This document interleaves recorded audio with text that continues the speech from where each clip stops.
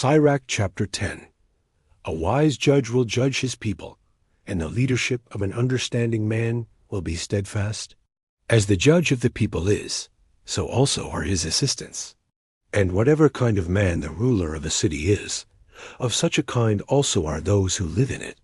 A foolish king will be the ruin of his people. For cities will be inhabited through the understanding of those with power. Power over the earth is in the hand of God, and in due time he will raise up a helpful leader over the earth. The prosperity of a man is in the hand of God, and he will place his honor above the face of the scribe. You should forget all injury done to you by your neighbor, and you should do nothing among the works of injury. Arrogance is hateful in the sight of God and of men, and all iniquity among the nations is abominable. A kingdom is transferred from one people to another because of injustices and injuries and contempt and every kind of deceit. But nothing is more wicked than a greedy man. Why should that which is earth and ashes be arrogant? There is nothing more iniquitous than to love money. For such a one has sold even his own soul. For in his life he casts aside his innermost being. All power is of short life.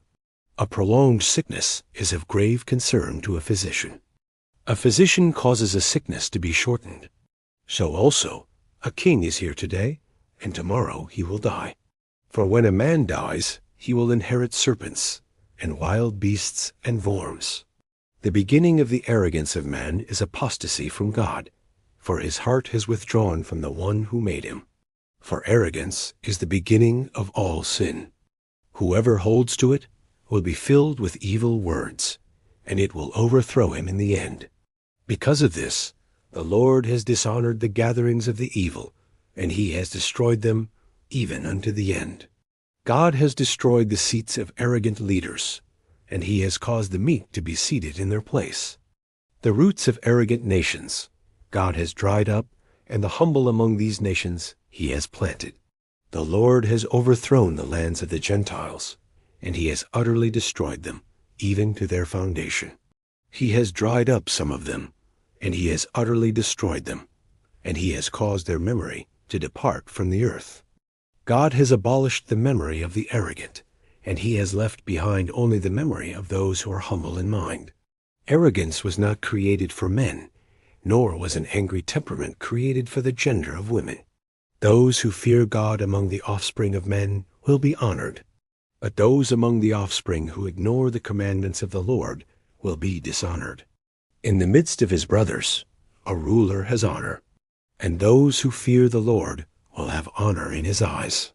The fear of God is the glory of the wealthy, and of the honorable, and of the poor. Do not choose to despise a just man who is poor, and do not choose to magnify a sinful man who is rich. The great man, and the judge, and the powerful have honor, but no one is greater than he who fears God.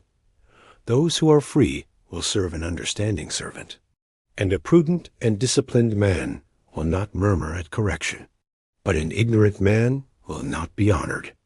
Do not choose to extol yourself in doing your work, and do not be unproductive during the time of distress.